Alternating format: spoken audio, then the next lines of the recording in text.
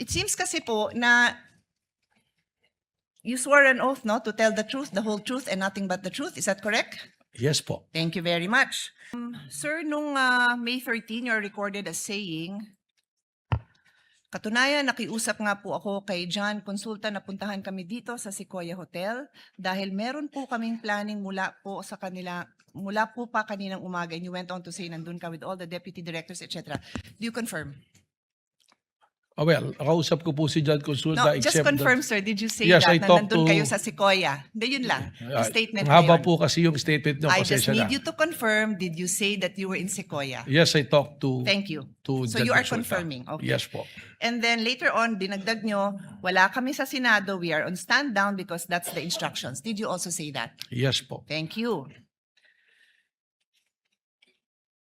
Meanwhile, in another interview, you then said, mayroon request si GM Veloso to help them secure the area kasi napapansin nila na magulo, labas-pasok.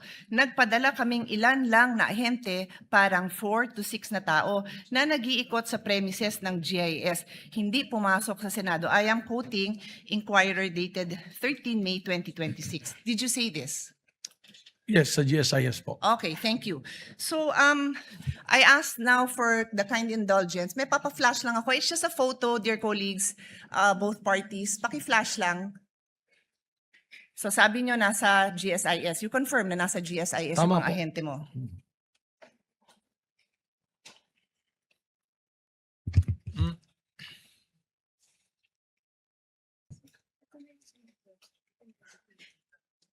No. Ito, I'm just showing the Senate website for the record. Senate website. Tapos po, nandito po sa right corner, can you read it, sir? It says contact information. Can you read it? Hindi ko po Okay, mababasa. paabot ko sa page yung same thing. It is just the Senate website. Page, pakiabot. Thank you. Pakibasa lang po yung address ng Senado.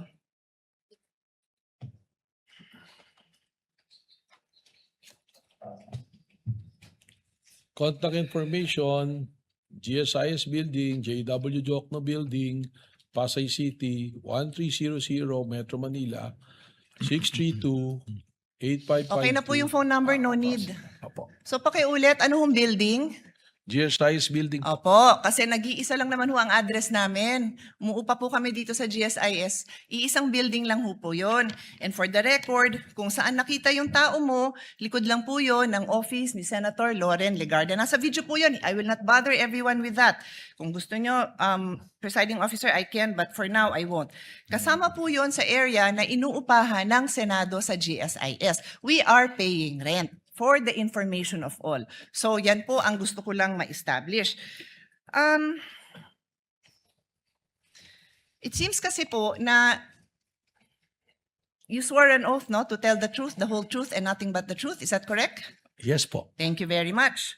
So, sa kaalaman po ng ating mga nanunood at masigasig na taga-subaybay ng mga kababayan natin, Rule 133 on the weight and sufficiency of evidence. Sabi sa Section 1, preponderance of evidence, in determining where the preponderance or superior weight of evidence on the issues involved lies, the court may consider all the facts and circumstances of the case, the witness's manner of testifying, their intelligence, and also their personal credibility. Furthermore, in Section 11 of Rule 132, a witness may be impeached by evidence that his or her general reputation for truth, honesty, or integrity is bad.